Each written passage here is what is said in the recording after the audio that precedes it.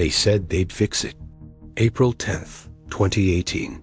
Facebook CEO Mark Zuckerberg sits before the United States Congress wearing a Navy suit and a forced smile.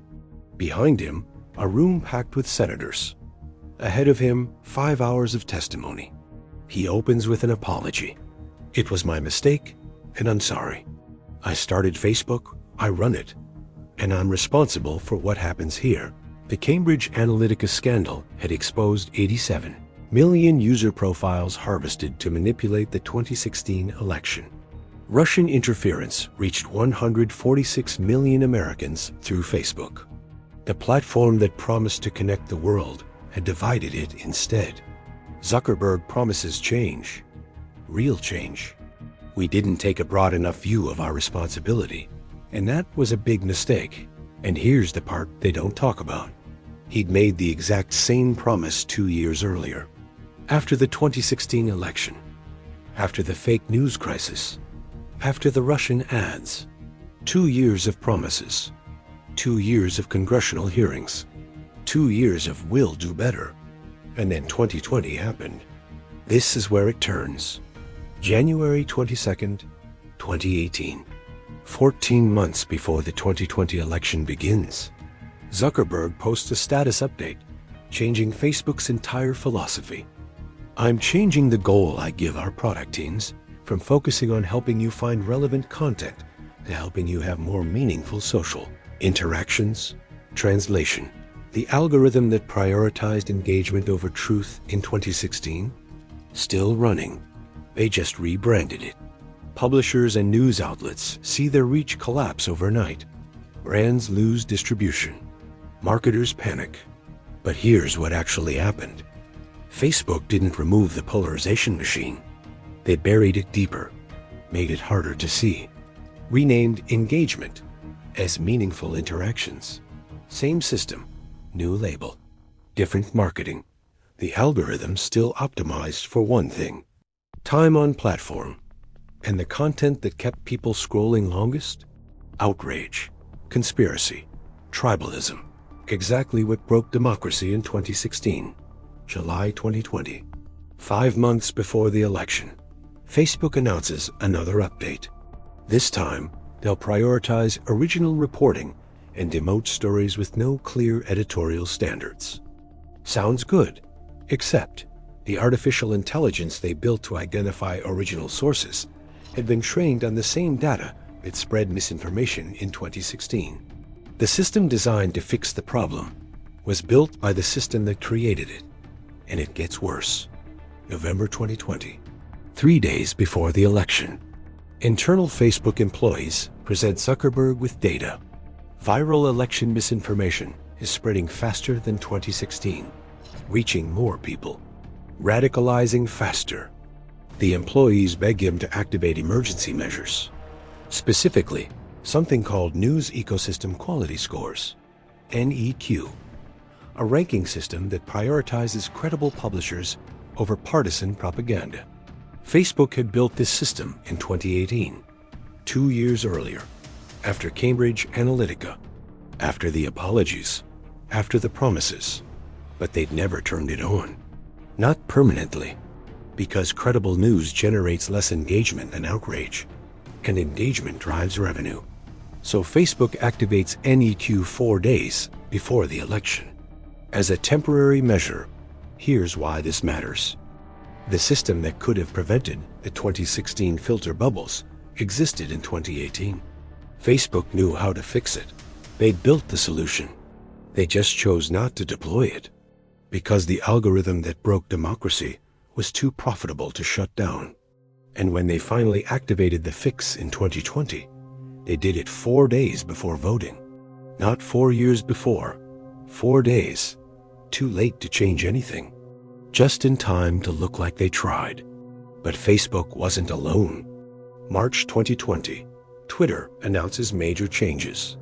They'll add warning labels to misleading tweets. They'll slow the spread of unverified information. They'll require users to read articles before retweeting them. All good changes. All implemented 8 months before the election. All 4 years too late. June 2020. Instagram, owned by Facebook, launches its algorithmic timeline in 2016. Users complained immediately. They wanted chronological feeds back. Instagram refused. By 2020, Instagram's algorithm had become the primary political platform for voters under 30. The youth vote, the swing demographic, all fed by an algorithm optimized for engagement, not truth. TikTok enters politics for the first time in 2020. No moderation infrastructure, no fact-checking systems, no safeguards. 67% of users under 25, all watching politically charged content curated by an algorithm trained in China. This is where it hits your life.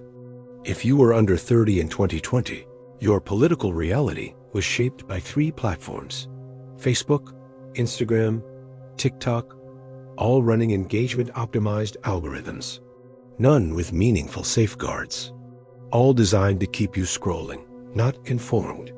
And this decision guaranteed what came next. By summer 2020, the pattern was clear. Platforms had learned one lesson from 2016. Not how to prevent misinformation, how to avoid accountability for it. Facebook's solution?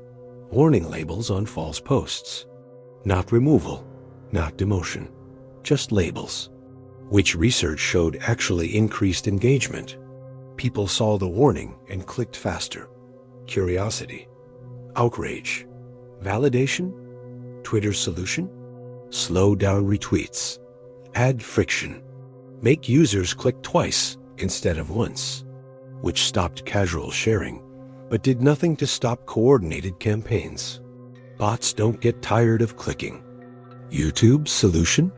Adjust recommendations to reduce borderline content, which sounds good until you realize. YouTube defines borderline content as anything just short of violating policy. Conspiracy theories that don't explicitly call for violence. Misinformation that doesn't quite qualify as fraud. Radicalization that stays within legal boundaries. None of this fixed 2016. None of this prevented 2020. All of it protected the platforms from regulation while letting the algorithm keep running. October 2020. 1 month before the election, Facebook tweaks its algorithm one more time. They'll boost authoritative news sources and disable recommendations for political groups. Temporary measure. Again, scheduled to end after the election. Again, here's the calculation they made. Polarization drives engagement. Engagement drives revenue. Revenue beats democracy. Every time. Unless Congress forces change. And Congress wasn't forcing change. Because Congress didn't understand algorithms, couldn't regulate them, didn't have the technical expertise to write laws that wouldn't be obsolete before passing. The platforms knew this. 2016 proved it. Zuckerberg testified for 5 hours in 2018. Promised everything. Changed nothing fundamental. Got away with it? So in 2020, they ran the same playbook. Apologize publicly. Implement temporary measures. Revert to normal after the election. Repeat next cycle. Democracy as a subscription service. Fact-checking on demand. Truth as a limited time offer. This is the part they don't talk about. The platforms didn't fail to learn from 2016. They learned exactly what they needed to. That accountability was optional. That apologies were cheaper than systemic change. That regulation was slow enough to outrun. 2016 taught Facebook that breaking democracy had no permanent consequences. Just temporary PR problems, solved with a congressional hearing and a carefully worded apology. 2020 proved they were right. But voters didn't learn either. Everyone remembered Cambridge Analytica. Everyone knew about Russian interference. Everyone understood filter bubbles by 2020. And everyone kept using the platforms anyway. Because where else would they go? Facebook had 2.8 billion users. Instagram had 1 billion. TikTok had 700 million. The algorithms didn't just control information. They controlled human connection. Leaving Facebook meant losing touch with family. Deleting Instagram meant missing social events. Abandoning TikTok meant cultural irrelevance. The platforms had become infrastructure. And you can't boycott infrastructure. So users stayed. Platforms stayed. Algorithms stayed. And 2020 began with the exact same system that broke 2016. Just bigger, faster, more sophisticated, more profitable. The only difference? This time, everyone knew exactly what was happening, and no one could stop it. November 3rd, 2020.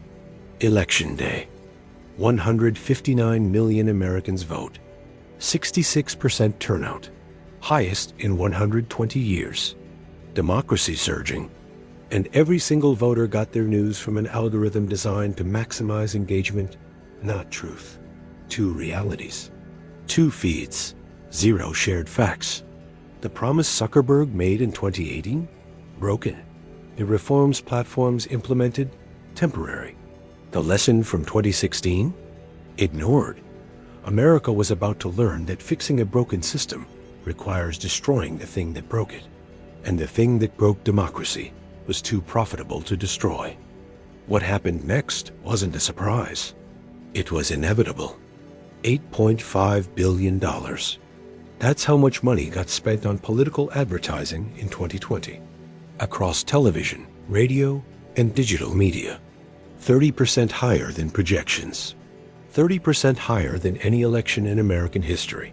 But here's the number that matters. $1.6 billion. That's what campaigns spent on Facebook and Google alone in 2020. Not on all digital advertising. Just those 2 platforms. Just 2 companies. Controlling more political ad spend than television, radio, and print combined. The platforms that promised to fix 2016 just got paid $1.6 billion to run the same system that broke democracy. And that was just the beginning. Trump's campaign spent $141 million on Facebook and Google. Biden spent $130 million. Bloomberg spent $122 million in the primaries before dropping out. Top 20 political advertisers? Combined spending north of $600 million.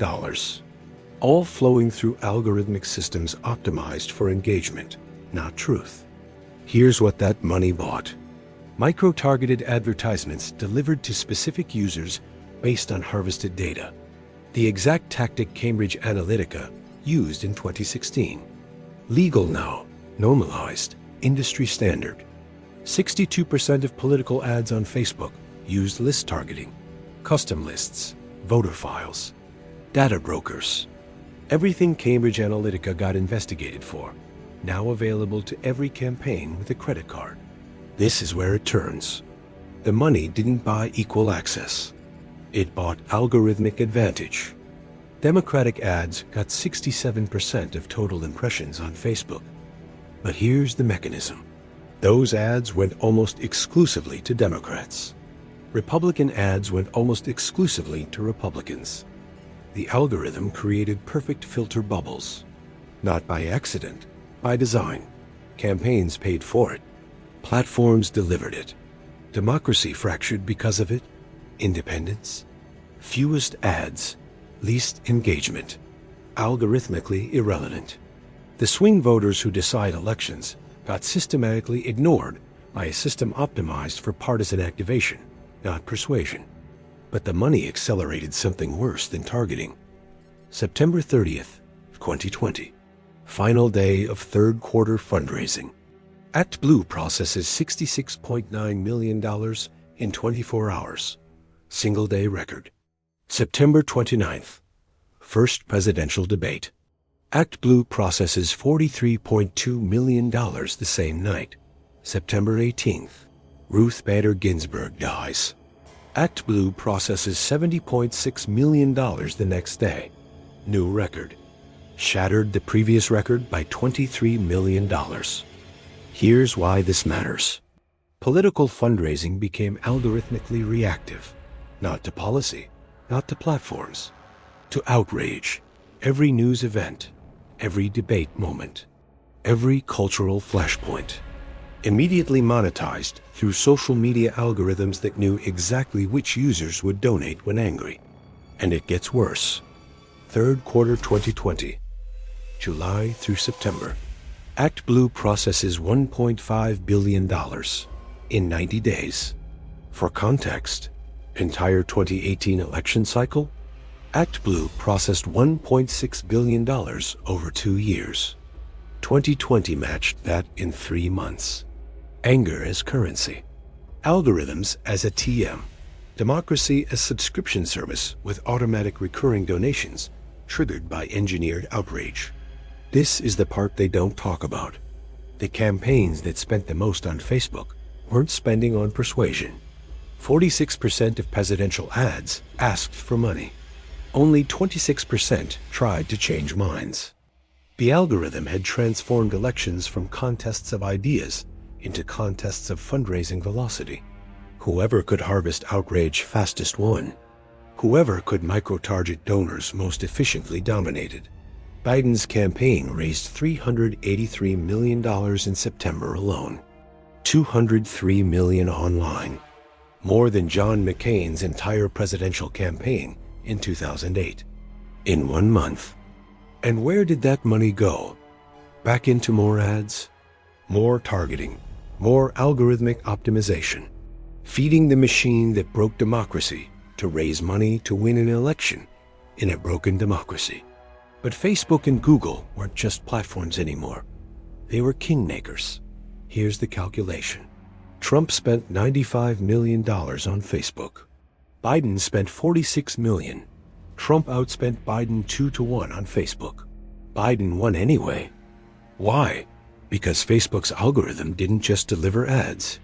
It determined who saw them, when they saw them, how they saw them, and which ads survived the platform's temporary election integrity measures deployed 4 days before voting. The campaigns paying the most weren't buying reach. They were buying algorithmic favor, access to targeting tools, priority in delivery systems, influence over who got classified as voter versus non-voter in platform data models. $1.6 billion didn't buy democracy. It bought algorithm access. And algorithm access determined election outcomes more than voter preferences did. This is where it hits your life. If you used Facebook in 2020, you didn't choose which political ads you saw. The algorithm chose for you. Based on your demographics, your engagement history, your friendship network, your location data, your browsing behavior outside Facebook, tracked through pixel integration. You thought you were making independent political decisions. You were responding to algorithmically curated stimuli designed by campaigns that paid billions to manipulate exactly how you thought about exactly which issues at exactly the right psychological moment. And this decision guaranteed what came next. By October 2020, political campaigns had perfected a system Cambridge Analytica pioneered illegally in 2016. Micro-targeting based on psychographic profiles, delivered through algorithmic optimization, scaled to 159 million voters. The difference? In 2016, Cambridge Analytica operated in secret and got investigated. In 2020, every campaign did it openly and spent billions doing it. Because Facebook and Google had legalized the infrastructure that broke democracy, not fixed it, monetized it. Total election costs 2020, $14 billion. $14 billion. For one election, in the middle of a pandemic, while 40 million Americans filed for unemployment. Here's the human cost. That $14 billion came from somewhere. Small dollar donors giving $20, $50, $100, triggered by algorithmically optimized outrage. Average ActBlue donation September 2020, $47. Median donation, $25. Middle-class Americans sending grocery money to campaigns because an algorithm showed them a post that made them angry enough to click Donate Now. Multiply that by millions of transactions. Billions of dollars. All flowing through platforms that took a percentage. Google's cut. Facebook's cut payment processor fees. The algorithm monetizing democracy while pretending to protect it. And the money didn't buy better candidates, didn't buy better policies, didn't buy informed voters. It bought more ads, which fed more data, which optimized more algorithms, which generated more outrage, which triggered more donations, which funded more ads. A closed loop. Democracy as perpetual motion machine, powered by engineered anger, profiting platforms that promised reform after 2016 and delivered surveillance capitalism instead. But the money revealed something darker. Biden raised $203 million online in September. Trump raised $166 million. Combined, $369 million in 30 days. In the middle of a pandemic, while Americans were losing jobs, homes, health insurance. The algorithm had taught Americans that political engagement meant donating money, not volunteering, not organizing, not convincing neighbors, just clicking donate when the algorithm showed you something that made you angry. Democracy reduced to transaction, citizenship reduced to subscription. Political power reduced to who could algorithmically harvest the most outrage the fastest. And this changed everything that came after. Because once campaigns learned that anger converted to donations better than hope, they optimized for anger permanently. Once platforms learned that political advertising was worth $1.6 billion per cycle, they optimized their algorithms to maximize political engagement permanently. Once voters learned that the algorithm would show them political content whether they wanted it or not, they stopped seeking information and started reacting to algorithmic curation permanently. The $14 billion spent in 2020 didn't save democracy. It proved democracy could be bought. And the platforms that sold it claimed they were protecting it. But what they were really protecting was the business model that made 2016 possible and 2020 inevitable. And they had no intention of changing it, because changing it would cost them $1.6 billion every 2 years. So they didn't change it. They scaled it. 19,857 people. That's how many Facebook users Meta paid to deactivate their accounts for 6 weeks before the 2020 election. Not permanently, 6 weeks, September through early November. Right before voting. 15,585 Instagram users did the same. This wasn't activism. This wasn't a boycott. This was science. The largest experiment ever conducted on social media's effect on democracy. Controlled, randomized, peer-reviewed. Meta gave researchers unprecedented access. Platform data, user behavior, algorithmic patterns, everything. And here's why this matters.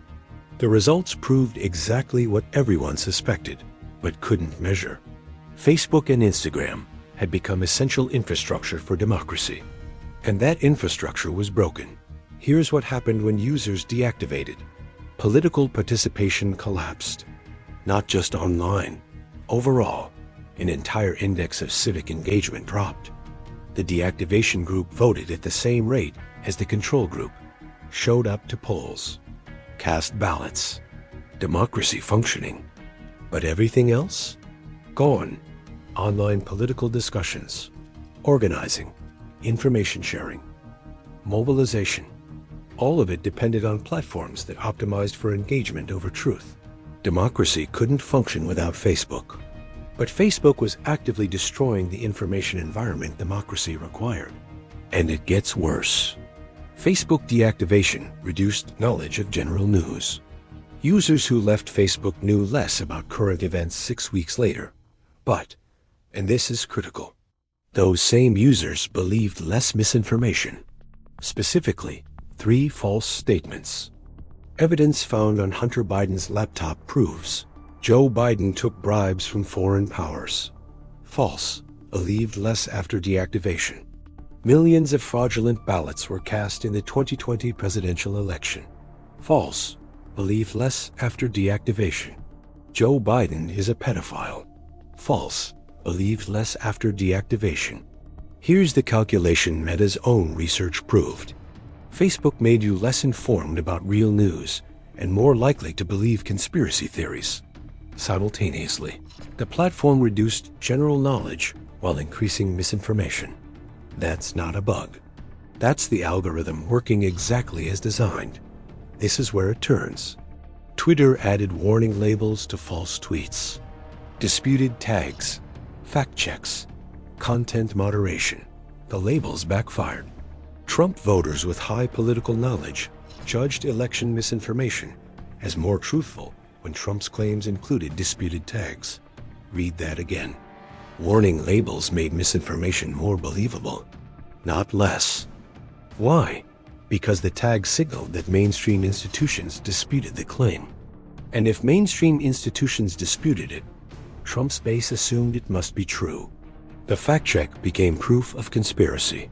Third-party voters and non-voters were slightly less likely to believe tagged misinformation. Slightly. But Trump voters?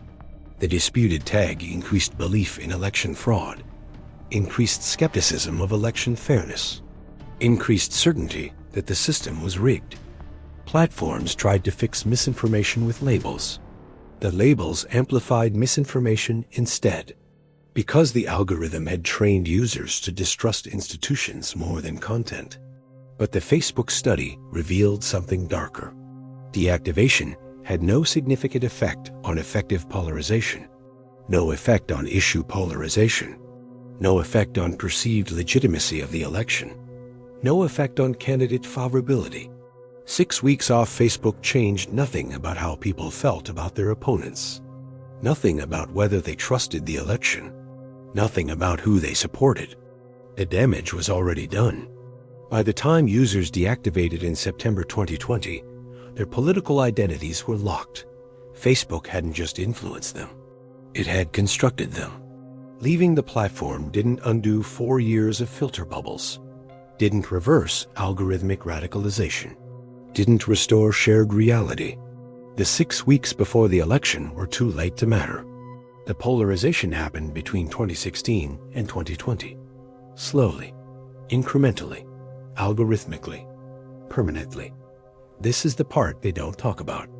Meta authorized this study, gave researchers access, published the results, made it all open access and peer-reviewed. Why would they do that? Why would they fund research proving their platforms harm democracy? Because the results gave them cover. Look, they could say, we're transparent. We support science. We published findings even when they make us look bad. But here's what the study actually proved.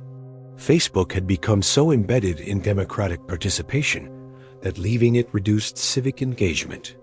The platform that broke democracy was now essential to democracy functioning at all. Meta wasn't proving they needed to fix their system. They were proving their system was too powerful to fix. That democracy depended on them. That regulation would harm civic participation more than algorithmic manipulation did. The study wasn't transparency. It was a hostage negotiation. Fix us and democracy stops working because we are the infrastructure now. And this decision guaranteed what came next.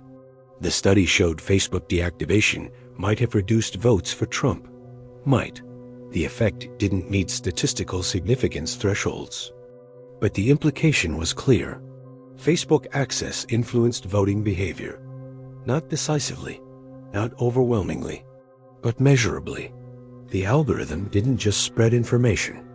It shaped decisions, changed minds, moved votes, in ways users couldn't detect and researchers could barely measure. Every user who stayed on Facebook during the election was subject to algorithmic influence they didn't consent to, couldn't see, and wouldn't have believed existed. And Meta published the research proving this while running the same algorithm through the entire election. Here's the human cost. The deactivation group reported improved happiness, reduced depression, better emotional well-being. Getting off Facebook made people healthier mentally, emotionally, measurably. But it also made them less civically engaged, less informed about general news, less connected to democratic processes. The choice Meta's research revealed wasn't between good information and bad information. It was between mental health and civic participation, between personal well-being and democratic engagement. Facebook had engineered a system where staying made you sick and leaving made you irrelevant. And 2020 proved there was no third option. This is where it hits your life. If you used Facebook during the 2020 election, the algorithm influenced you. The study proved it. Not with certainty about which way you voted, but with certainty that your behavior changed based on platform access. You weren't making independent decisions. You were responding to an algorithmic environment designed to maximize engagement by exploiting psychological vulnerabilities. Meta's own research identified the deactivation study didn't reveal that Facebook might influence elections. It proved Facebook does influence elections, measurably, consistently, at scale. And Meta published the proof while continuing to operate the system that broke democracy. But the study revealed one more thing, something Meta didn't advertise in their press release. The deactivation group used Facebook 23% less and Instagram 15% less even 2 months after the incentive ended. Getting off the platform, even temporarily, reduced long-term usage. Users realized they didn't need it, could function without it, or happier without it. The study accidentally proved that Facebook addiction was real, measurable, and breakable. That users stayed not because the platform provided value, but because the algorithm had made leaving psychologically difficult. Meta funded research that proved their platform operated like a drug, made users sick, made them dependent, made them unhappy, but unable to quit. And they published it, openly, proudly, as evidence of their commitment to transparency. And this changed everything that came after. Because once the research proved Facebook was essential infrastructure that actively harmed democracy, Meta could claim they were too important to regulate heavily, too embedded to remove, too central to restrict, too powerful to change without collapsing civic participation entirely. The deactivation study wasn't evidence for reform. It was evidence that reform was impossible, that Meta had won, that the algorithm would keep running because shutting it down would hurt democracy more than leaving it operational. The study that proved Facebook broke democracy became the study that proved Facebook couldn't be fixed. And Meta knew it, published it, used it as a shield, while running the exact same algorithm through 2024, and planning to run it through 2028, and beyond, because they'd proven that democracy needed them more than they needed to change. 306 to 232, November 7th, 2020. 4 days after the election. Major news networks call Pennsylvania for Biden. He wins the presidency. 306 electoral votes. Trump gets 232, exact reverse of 2016. Trump won 306 to 232 in 2016. Biden wins 306 to 232 in 2020. Perfect mirror. Same states flipped, same margins, same electoral math. Different winner. Here's why this matters. The algorithm didn't choose a side. It chose chaos. 2016, it radicalized one direction. 2020, it radicalized the other. The system didn't fix itself. It oscillated. But the oscillation revealed something critical. Biden won 25 states. Trump won 25 states, split exactly down the middle geographically. Popular vote? Biden gets 51.3%. Trump gets 46.8%. 4.5% margin. 81 million votes to 74 million. Here's what that means. 7 million more Americans voted for Biden than Trump. 7 million. And the Electoral College nearly went the other way. Pennsylvania, Michigan, Wisconsin. Combined 46 electoral votes. Combined margin, less than 300,000 votes. Biden's entire victory. 7 million vote advantage. 300,000 votes in 3 states made the difference between democracy continuing and January 6th succeeding. The algorithm had created a country where 7 million votes barely mattered, where 300,000 people in 3 states determined the future for 330 million Americans. That's not democracy. That's structural fragility optimized by polarization. This is where it turns. Suburbs flipped decisively. 2016. Large suburban counties gave Trump a 1.2 million vote advantage. 2020. Same suburban counties gave Biden a 613,000 vote advantage. That's a 2 million vote swing in 4 years, in the exact demographic that algorithms targeted most intensively: suburban white women, college-educated voters, moderate Republicans. All moved toward Biden, not because platforms fixed misinformation, because Trump's chaos exhausted them. But here's the mechanism. Those voters didn't change their media diet. They consumed the same algorithmic feeds, saw the same polarized content, lived in the same filter bubbles. What changed? The algorithm's optimization shifted from activating anger to activating exhaustion. Same system, different emotional exploit. And it gets worse. Georgia, Maricopa County, Arizona, suburban counties in North Carolina, all shifted Democratic.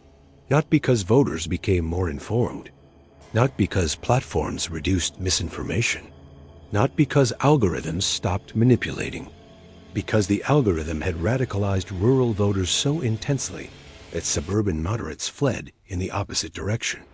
The polarization machine didn't break. It achieved perfect balance. Radicalize one side, exhaust the other, oscillate between them every 4 years, maximize engagement forever. Trump's base stayed with him completely. White non-college rural voters delivered the same margins in 2020 as 2016, but suburban white women moved harder against him. The algorithm had engineered a perfect split: rural versus suburban, college versus non-college, exhaustion versus radicalization. And the country tore exactly down that divide. This is the part they don't talk about. Biden won Minnesota by 7.1%. Clinton won it by 1.5% in 2016. 5.6% swing. Where'd it come from? College-educated suburban voters seeing 4 years of algorithmic Trump content and deciding they couldn't take another term. Not policy, not platforms. Exhaustion. The algorithm had optimized Trump's presence so intensely that even voters predisposed to conservatism couldn't tolerate the saturation. Biden didn't win Minnesota by convincing voters of his vision. He won by being the off switch for algorithmic Trump exposure. Texas? Suburban shift toward Biden. Not enough to flip the state, but enough to make it competitive. Florida? Suburban gains for Biden offset by decreased Democratic support in Miami and continued rural Republican strength. Every battleground state showed the same pattern. Algorithmic saturation in one direction created equal and opposite reaction in another. Perfect polarization, perfect oscillation, perfect engagement maximization. The algorithm engineered a permanent 50-50 split, and American democracy became a coin flip every 4 years. But the numbers revealed something darker. 74 million Americans voted for Trump. In 2020, after 4 years of chaos, after COVID mismanagement, after impeachment, after everything, 74 million. More votes than any presidential candidate in history. Except Biden. The algorithm didn't reduce Trump's support. It consolidated it, hardened it, made it immune to new information. Those 74 million voters lived in filter bubbles so complete that nothing from the outside penetrated. No fact checks, no warnings, no contrary evidence. The algorithm had successfully created 2 separate realities, and 74 million Americans chose the reality where Trump deserved re-election. Not because they were stupid, Not because they were evil, because the algorithmic environment they inhabited made Trump's narrative the only coherent explanation for their lived experience. This is where it hits your life. If you were a suburban voter in 2020, the algorithm showed you content designed to exhaust you into voting against Trump. If you were a rural voter in 2020, the algorithm showed you content designed to radicalize you into voting for Trump. If you were an urban voter in 2020, the algorithm showed you content designed to activate you into voting for Biden. Same platforms, same election, 3 different realities. All algorithmically curated, none truthful. All optimized for maximum engagement through maximum emotional manipulation. You didn't choose your information environment. The algorithm chose it for you, based on your zip code, your education level, your demographic profile, and your vote was the predicted outcome of that algorithmic manipulation. And this decision guaranteed what came next. Biden won 306 electoral votes. But Trump refused to concede. Why would he? The algorithm had spent 4 years telling his supporters that mainstream institutions lied, that media fabricated news, that Democrats cheated, that the system was rigged. Trump's refusal wasn't irrational. It was the logical conclusion of 4 years of algorithmic radicalization. His supporters believed him, 74 million of them, because the algorithm had trained them to reject any information that contradicted Trump's narrative. Fact checks, proof of bias, warning labels, proof of censorship, mainstream media calling the election, proof of conspiracy. The algorithm had created an epistemic environment where evidence against Trump became evidence for Trump, and 74 million Americans inhabited that environment completely. December 14th, 2020. Electoral College meets. Officially certifies Biden's victory. 306 to 232. Trump still doesn't concede. Tweets continue. Lawsuits filed. Recounts demanded. Fraud alleged.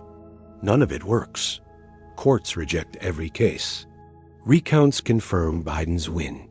State legislatures certify results. But the algorithm keeps showing Trump supporters content that says the opposite. That the election was stolen. That Biden cheated. That democracy died. Not because the platforms wanted that outcome. Because that content generated engagement, outrage, shares, comments, time on platform. The algorithm didn't care about democracy. It cared about engagement. And election denial generated massive engagement. So it amplified election denial, algorithmically, automatically, profitably. Here's the human cost. 7 million more Americans voted for Biden. 306 electoral votes. Certified by every state. Confirmed by every court. Validated by every recount. And 70% of Republicans still believe the election was stolen 2 months later. Not because evidence supported that belief. Because the algorithm had made that belief psychologically necessary. Accepting Biden's victory meant accepting that Trump lost, that the algorithm lied, that 4 years of curated content was manipulation, that their entire information environment was fabricated. Easier to believe the election was stolen, psychologically, emotionally, socially. The algorithm had made conspiracy more comfortable than truth. And this changed everything that came after. Because once 74 million Americans stopped believing in election results, democracy became optional. If elections can be stolen, violence becomes justified. If courts are corrupt, law becomes irrelevant. If institutions lie, destroying them becomes patriotic.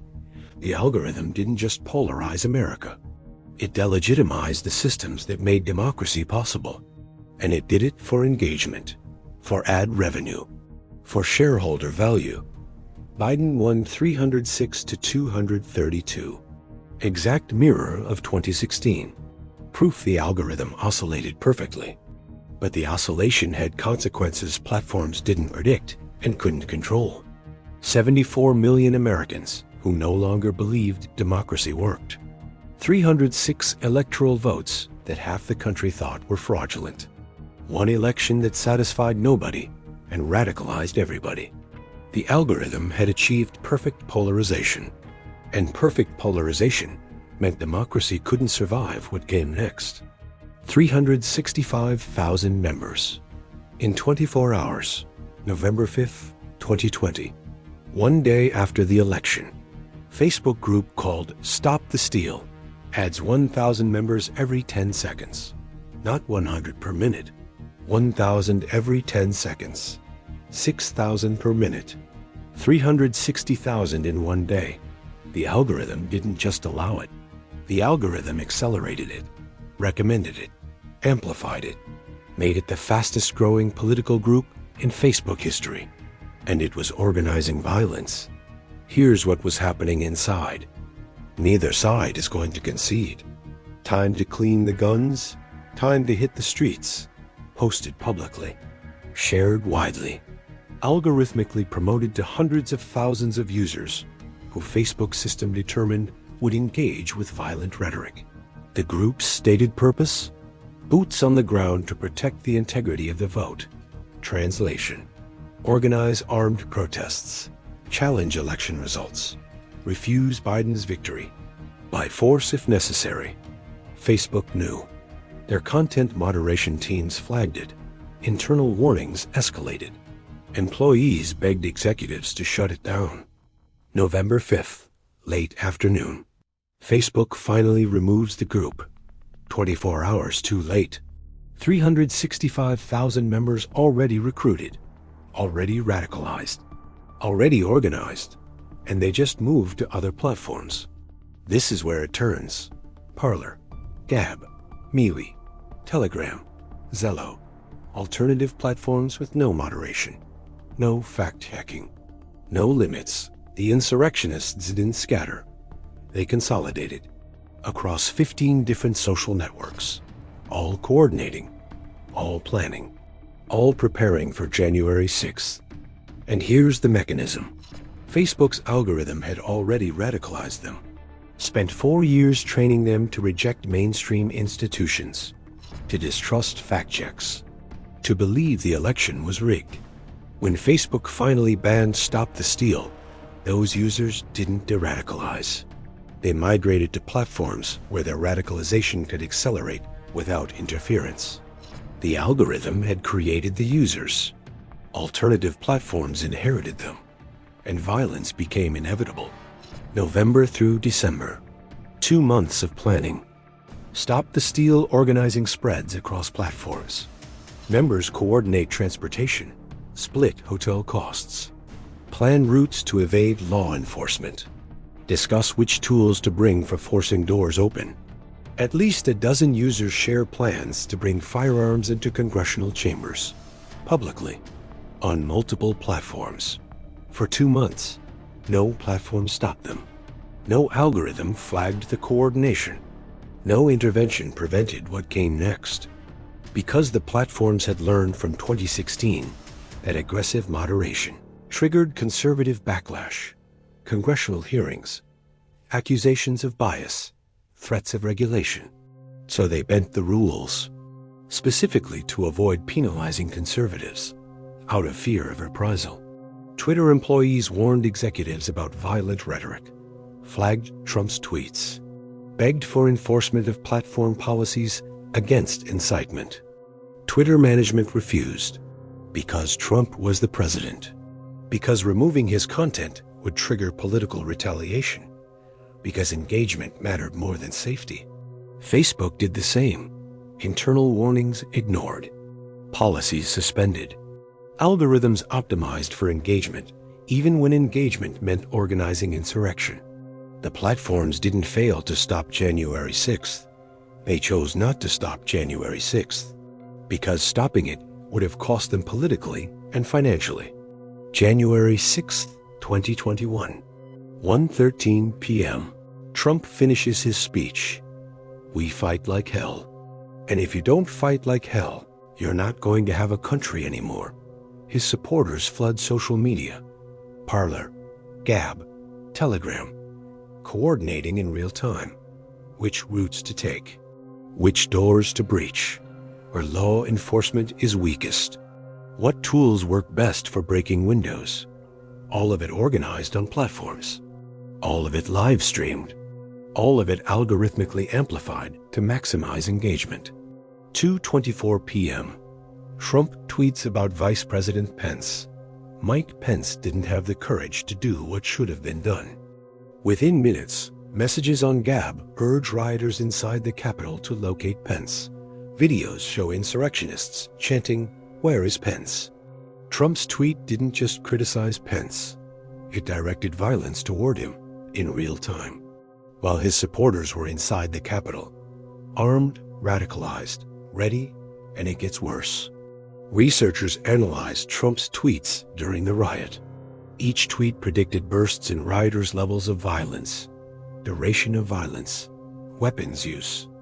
Trump's tweets also predicted changes in volume and sentiment of Stop the Steal tweets, which in turn explained additional variance in levels of violence throughout the riot. This wasn't just correlation. This was networked incitement.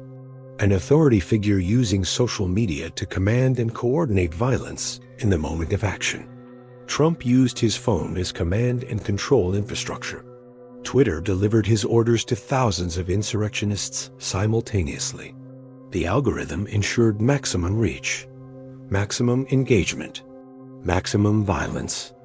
And Twitter let it happen, in real time, for hours. This is the part they don't talk about. January 6th wasn't a spontaneous riot. It was a networked social movement with online platforms forming the infrastructure to organize action. The insurrectionists coordinated across multiple platforms, shared information cross-platform, disseminated the same narratives on Parler and Twitter simultaneously, separate consumption sites, same messaging, coordinated action, all enabled by algorithms that prioritized engagement over safety. The platforms had spent 4 years optimizing for this exact outcome. Radicalize users through filter bubbles, remove friction from coordination, maximize virality of inflammatory content, monetize outrage. January 6th was the algorithm working exactly as designed, not failing, succeeding at its core function. Maximum engagement through maximum polarization. Here's the human cost. 5 people died on January 6th. 140 police officers injured. 4 officers later die suicide. The Capitol building breached for the first time since 1814. Democracy interrupted. Electoral certification delayed. Lawmakers evacuated under threat of violence. And it was all organized on platforms that promised after 2016 they would prevent exactly this outcome. Facebook removed Stop the Steal 24 hours after it formed, congratulated themselves for decisive action, ignored that 365,000 members had already been recruited and migrated to other platforms. Twitter added warning labels to Trump's tweets, claimed they were reducing incitement, ignored that the labels increased engagement and the tweets continued directing violence in real time. YouTube removed videos of the riot after the fact, when the violence was already complete, when the damage was already done. Every platform's response followed the same pattern. Too little, too late, designed to look like action without preventing harm. This is where it hits your life. If you use social media in the 2 months before January 6th, the algorithm showed you content designed to either radicalize you toward the insurrection or exhaust you into ignoring warning signs. If you were part of Trump's base, the algorithm showed you Stop the Steal content, election fraud claims, calls to action, coordination logistics, everything needed to either participate or tacitly support the violence. If you were part of Biden's coalition, the algorithm showed you content designed to make you believe the institutions would hold, that norms would prevail, that democracy was safe. Both algorithmic strategies served the same function: keep you engaged, keep you clicking, keep you generating data and ad revenue. The algorithm didn't care if democracy survived January 6th. It cared if engagement survived January 6th, and engagement thrived during insurrection. And this decision guaranteed what came next.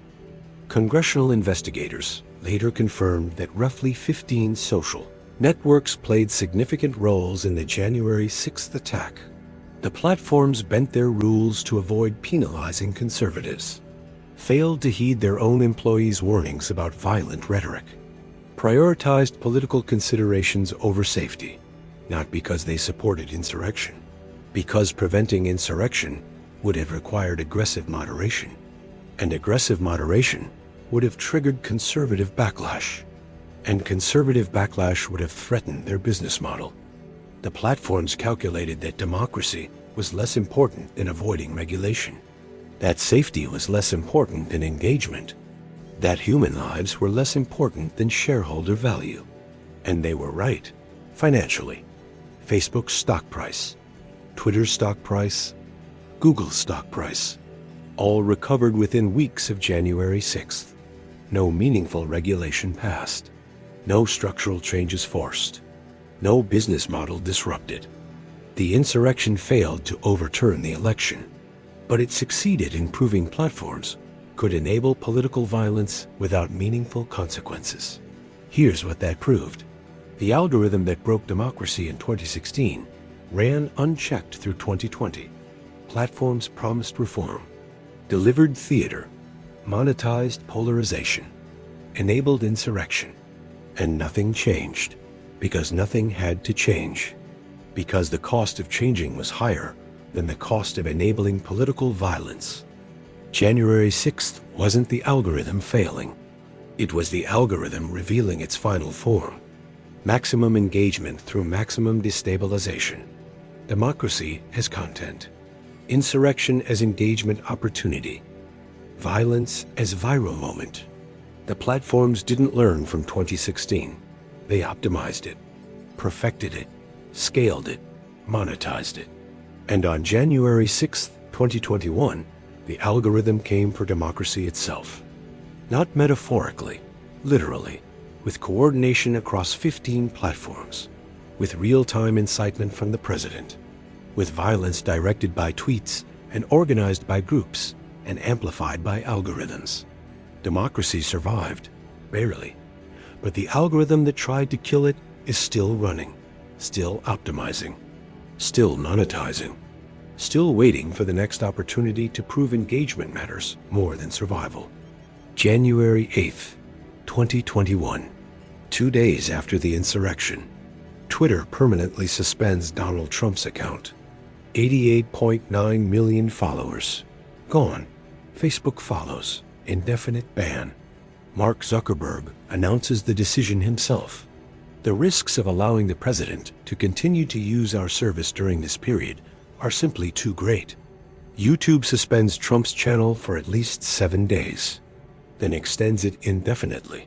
Snapchat locks his account permanently, only platform that never reinstated him. And it worked, sort of. Here's what happened after the ban. Twitter removed 70,000 accounts associated with Trump and QAnon conspiracy theories between January 8th and January 11th. Not just Trump, his entire network, supporters, amplifiers, conspiracy theorists. All deplatformed simultaneously. Researchers analyzed the effect, measured posting activity, tracked ideological extremity, followed user behavior for months. The results? Deplatforming reduced misinformation, immediately, measurably, significantly. Election fraud claims dropped. Calls for violence decreased. Coordination infrastructure collapsed. The most extreme accounts went silent, some self-censored. Some migrated to fringe platforms like Parler. Some just stopped posting entirely. By the final data collection, fewer conservative accounts remained active on Twitter. The great deplatforming worked. It suppressed extremism, reduced polarization, made the platform measurably safer. But here's the part they don't talk about. It happened 2 days after the insurrection, not 2 months before, not 2 years before, 2 days after. January 6th happened at 1:13 p.m. Trump's account got banned at 6:07 p.m. on January 8th. 49 hours too late. The violence was already complete. The Capitol already breached. Democracy already damaged. 5 people already dead. Twitter didn't ban Trump to prevent January 6th. They banned him to avoid being blamed for January 7th. And it gets worse. Twitter knew Trump was violating their policies for months, years, his entire presidency. Internal documents show Twitter employees flagged Trump's tweets as policy violations repeatedly. Management overrode them every time. Because Trump was the president. Because banning him would trigger political backlash. Because his account drove massive engagement. Trump's tweets generated billions of impressions, millions of retweets, endless news cycles, all of it monetizable, all of it valuable to Twitter's business model. So they bent the rules, created special exemptions for elected officials, allowed Trump to violate policies that would get normal users banned immediately. And when he finally crossed the line so egregiously that even Twitter couldn't ignore it, the insurrection was already over. This is where it turns. Facebook's oversight board reviewed the ban, upheld it, but criticized Facebook for making it indefinite. It is not permissible for Facebook to keep a user off the platform for an undefined period, with no criteria for when or whether the account will be restored. Translation: you can't ban someone forever without clear rules for reinstatement, even if that someone incited an insurrection. June 4th, 2021. Facebook announces Trump's suspension will last a minimum of 2 years, not permanent. 2 years. Scheduled to end January 20, 2023, right before the 2024 election cycle. The calculation was transparent. Ban him long enough to avoid immediate backlash. Reinstate him in time for the next election. Monetize his engagement all over again. Democracy as content moderation. Insurrection as terms of service violation. Political violence as temporary suspension. But the deplatforming revealed something critical. Trump's supporters didn't disappear when he got banned. They migrated Parler, Gab, Telegram, Truth Social. Alternative platforms with no moderation. No fact-checking. No limits. Research tracked them. Followed their migration patterns. Measured their radicalization on new platforms. The extremists who left Twitter became more extreme on Parler.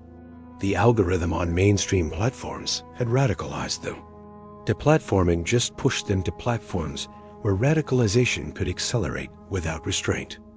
And their influence didn't disappear. Trump's most devoted supporters continued spreading his message across the internet.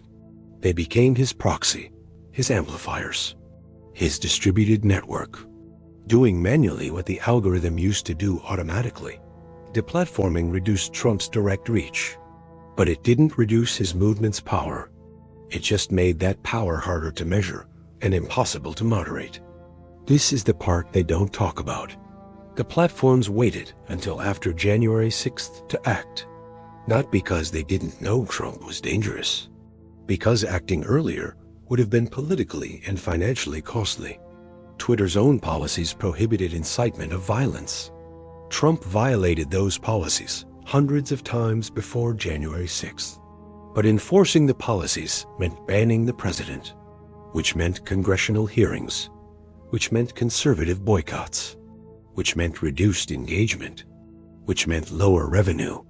So Twitter waited until the violence was so undeniable, so horrifying, so public that not banning Trump would be more costly than banning him. The calculation wasn't moral. It was financial. And by the time the financial calculation changed, democracy had already paid the price. Here's the human cost. Trump's final tweet before the ban. January 8th, 2021. The 75 million great American patriots who voted for Me, America First, and Make America Great Again will have a giant voice long into the future. They will not be disrespected or treated unfairly in any way, shape, or form. Twitter analyzed it, determined it violated their glorification of violence policy. How? Because Trump's base interpreted "will not be disrespected" as validation for continued resistance, as permission to reject Biden's legitimacy, as encouragement for future action. The tweet didn't explicitly call for violence, but the algorithm had trained Trump supporters to read between the lines, to interpret coded language, to act on implied instructions. 4 years of algorithmic radicalization meant Trump didn't need to be explicit. His supporters understood what he meant, because the algorithm had taught them how to decode his messaging. And Twitter finally recognized that even ambiguous tweets from Trump posed a risk of further incitement of violence. 2 days after the insurrection, when it was already too late. And this decision guaranteed what came next. The great deplatforming reduced extremism on Twitter. Research proved it.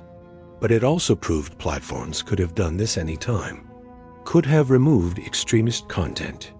Could have banned accounts promoting violence. Could have interrupted radicalization pipelines. They just chose not to. Until democracy nearly collapsed. Until the insurrection forced their hand. Until the political cost of inaction exceeded the financial cost of enforcement. The deplatforming wasn't evidence that content moderation works.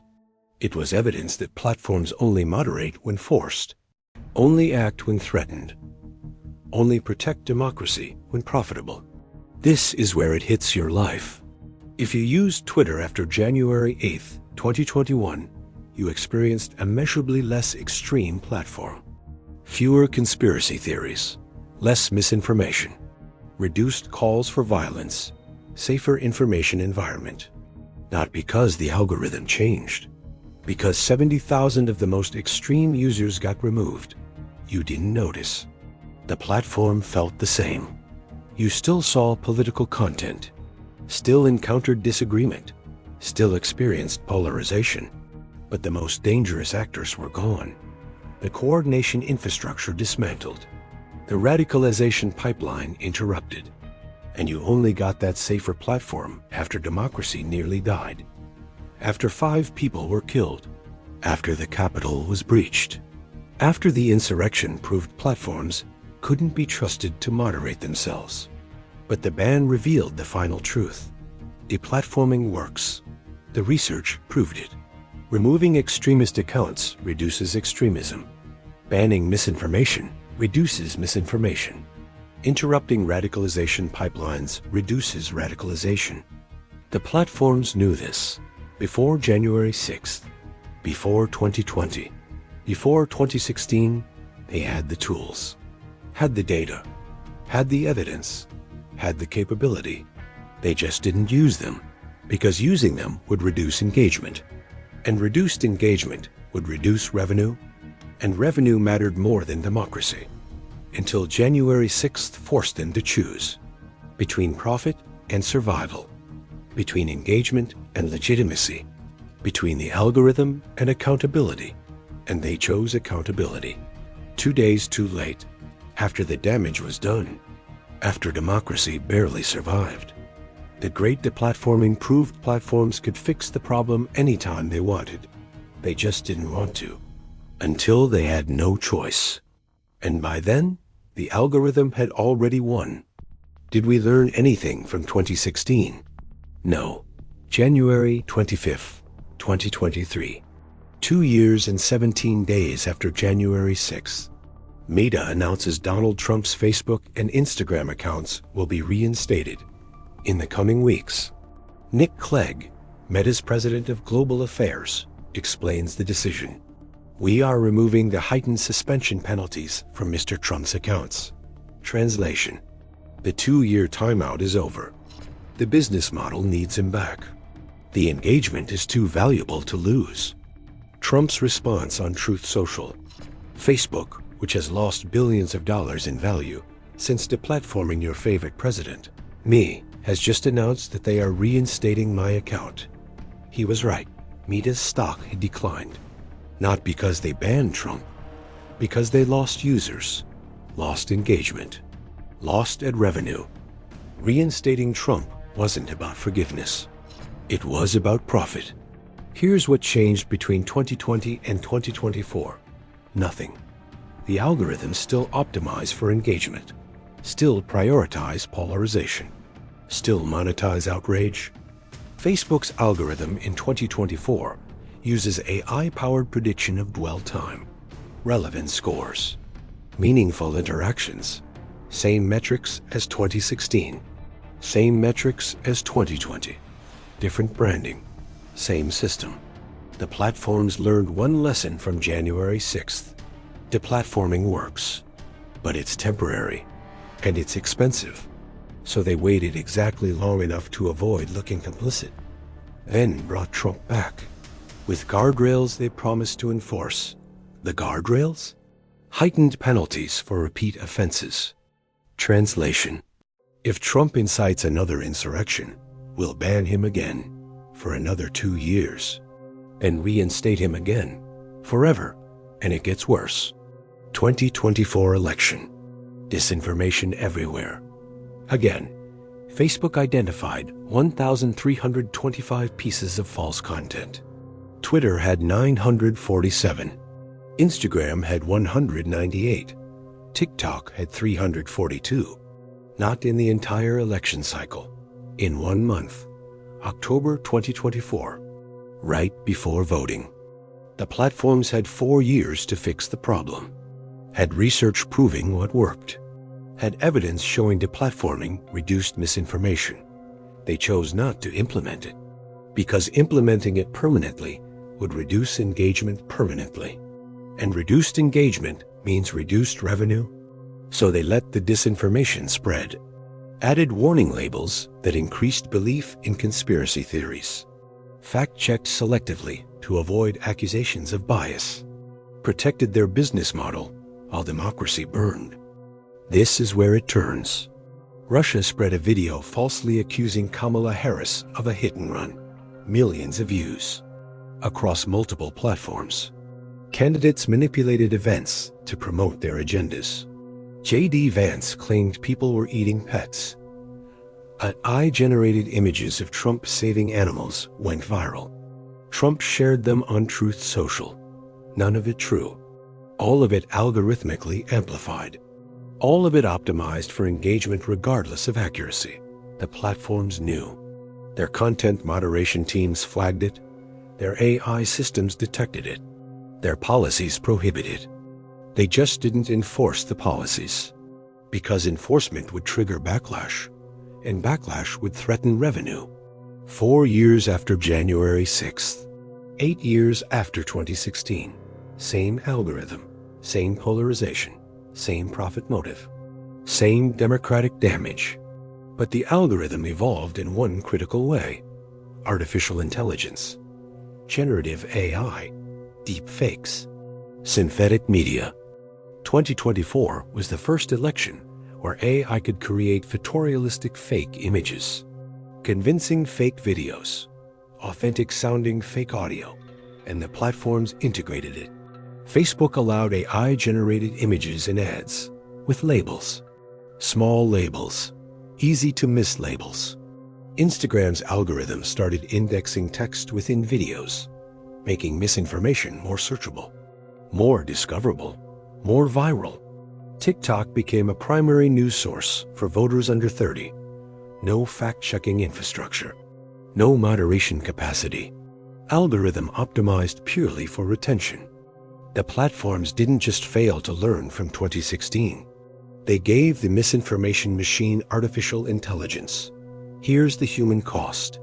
Disinformation shaped views about candidates, affected how voters saw leader performance, generated widespread media attention, not as a side effect, as the primary campaign strategy for both sides. Candidates used social media to spread false narratives. Platforms amplified those narratives algorithmically. Mainstream media covered the viral content, which made it more viral, which made platforms amplify it more. A closed loop. Democracy is content generation. Truth as engagement metric. Reality as algorithmic output. And voters couldn't escape it. couldn't distinguish real from fake, couldn't trust institutions, couldn't trust media, couldn't trust each other. The algorithm had spent 8 years training them to reject consensus reality, to believe their feed over their neighbors, to choose their tribe over truth. By 2024, the polarization was complete, irreversible, locked in. This is the part they don't talk about. The platforms could have fixed this anytime between 2016 and 2024. They had the research. Meta's own studies proved deactivating Facebook reduced misinformation belief, proved deplatforming extremists worked, proved the algorithm was breaking democracy. They had the capability. 70,000 accounts banned in 3 days after January 6th. Proof they could moderate at scale when they chose to. They had the incentive.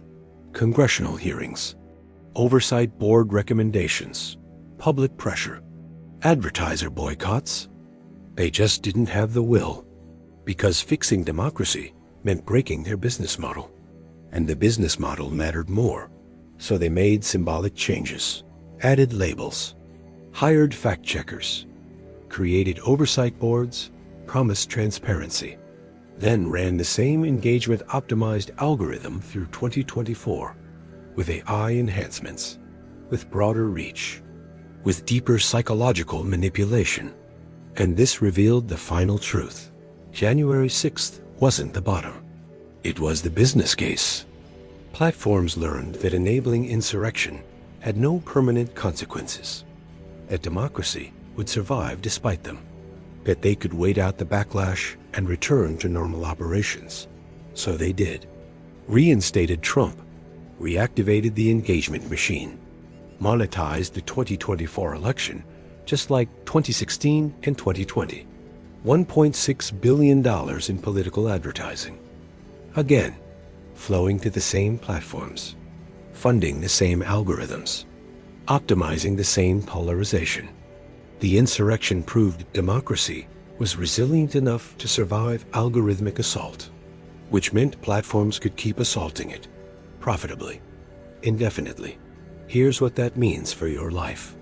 If you use social media in 2024, you experience the perfected version of the system that broke democracy in 2016. 8 years of optimization, 8 years of data collection, 8 years of psychological profiling, 8 years of algorithmic refinement.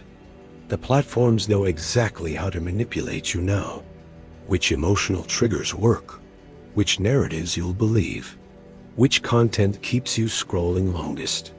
They've tested it on 3 election cycles, refined it through an insurrection, enhanced it with artificial intelligence, and they're never stopping, because stopping costs money, and making money requires keeping the algorithm running.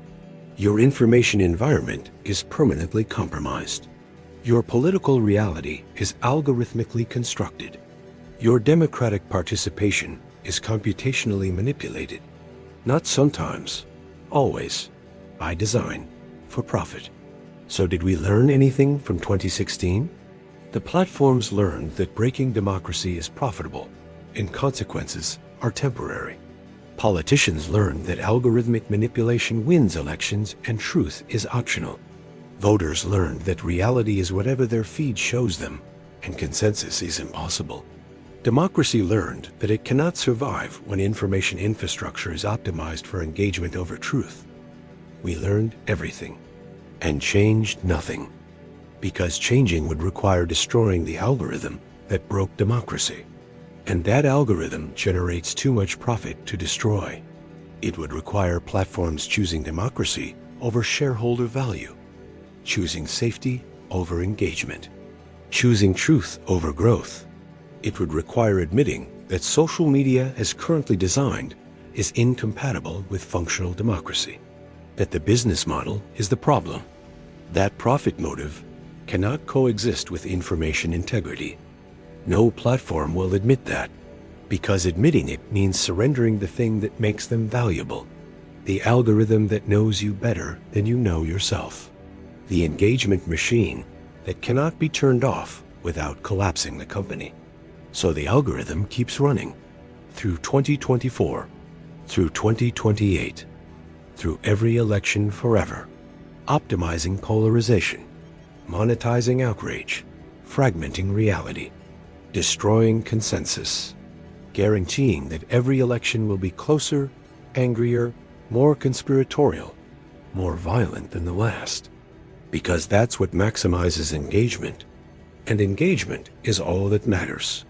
2016 asked the question, can democracy survive when algorithms control information? 2020 answered it, no, but it can survive long enough for platforms to profit from its collapse. January 6th proved it. Democracy barely survived an algorithmic insurrection, then reinstated the algorithm 2 years later. 2024 confirmed it.